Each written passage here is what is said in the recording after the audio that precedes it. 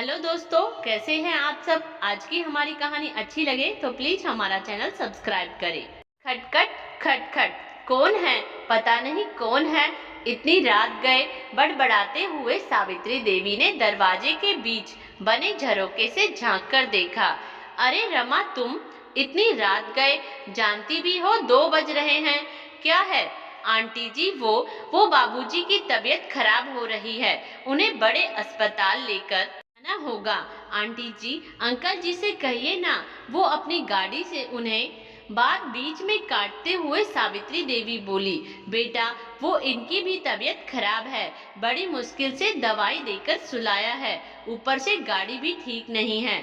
तो तुम चौक पर चली जाओ, वहाँ कोई ऑटो टैक्सी मिल जाएगी। क्या? चौक पर?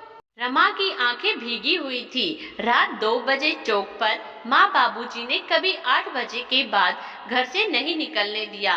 कारण अक्सर माँ बाबूजी उसे समझाते रहते थे, बेटा, ये वक्त असामाजिक तत्वों के बाहर घूमते हुए शिकार करने का ज्यादा होता है। लेकिन आज तो मुझे जाना ही होगा। माँ को ढांढस बंधाकर आई हूँ। मुझे बेटी नहीं बेटा मानते हैं मेरे माँ बाबूजी, तो मैं कैसे पीछे हट सकती हूँ। लेकिन मन में अक्सर अकेली लड़कियों के साथ होती वारदातों की खबरें रमा की मन की आशंकाओं को और बढ़ा रही थी। लेकिन वो हिम्मत करते हुए अपनी गली से बाहर सड़क की ओर जाने लगी। अरे रुको, कौन हो तुम? पीछे से आवाज सुनाई। रमा ने घबराकर पीछे की ओर देखा तो गली के नुक्कड़ पर महीने भर पहले रहने आए नए पड़ोसी, जो कि रिक्शा चलाते हैं, को खड़ा पाया। अरे तुम तो हमारी गली के दीनानाथ भैया की बेटी हो ना? कहाँ जा रही हो इतनी रात गए?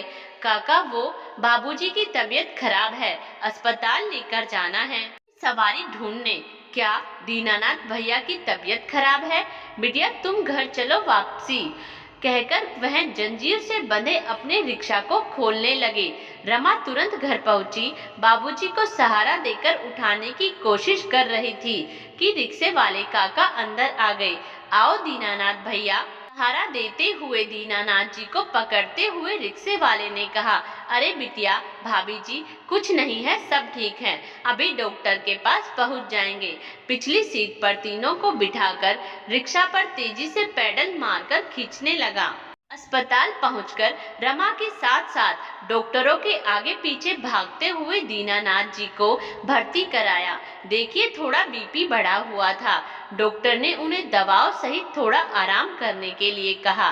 बेड के पास बैठी रमा को शाम की वो तस्वीरें आंखों के आगे नजर आ रही थी, जब बगल वाली सावित्री आंटी अंकल जी के साथ खिलखिलाकर गाड़ी से उतरी थी।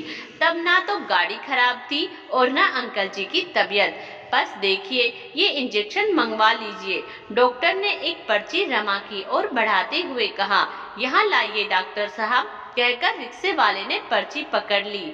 तुम मम्मी पापा के साथ रहो, हम अभी लेकर आए बिटिया। और वह बाहर की ओर तेजी से निकल गया।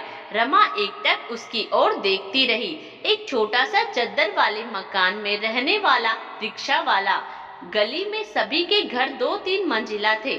सभी के घरों में मार्बल पत्थरों की सजावट थी, तो किसी के यहाँ टाइल्स की। बस वही एक घर अजीब लगता था, झोपड़ी नुमा सीमेंट की चद्दरों से ढका हुआ। कुछ ही देर में, लो डॉक्टर साहब। अचानक रिक्शे वाले की आवाज ने उसकी तंद्रा भंग की। डॉक्टर ने इंजेक्शन लगाया और आराम करने के लिए कहकर चला गया। सुबह 6 बजे तक डॉक्टर ने 4 बार बीपी चेक किया। तकरीबन सभी समय सुधार था। सो डॉक्टरों ने दीनानाथ जी को घर जाने की अनुमति दे दी। वापसी भी रिक्शे पर लेकर रिक्शा वाला बड़ी सावधानी से घर तक छोड़कर जैसे ही चलने को हुआ, रमा ने बटुआ निकालकर 500 का नोट उसकी ओर बढ़ाया। लीजिए काका। ये क्या कर रही हो बिटिया? हम इन सब कामों के पैसे नहीं देते। मतलब ये तो आपका काम है ना काका। लीजिए बिटिया, हमारे परिवार के जीवन यापन के लिए हम सुबह से शाम तक उस ऊपर वाले की दया से मेहनत करके कमा लेते हैं। ज्यादा का लालच नहीं, वो इंतजाम किए देता है हमारा पेट का। और वैसे भी हम एक गली में रहते हैं, ऐसे हम और आप पड़ोसी हुए। और वो पड़ोसी किस काम का जो ऐसी स्थिति में भी साथ ना दे, कहकर रमा के सिर पर हाथ रखकर वो चलने लगा। रमा भीगी हुई आंखें पोंछते हुए ऊपर वाले की ओर देखकर बोली, आप जैसे भगवान रूपी पड़ोसी ईश्वर हर घर के पास रहे।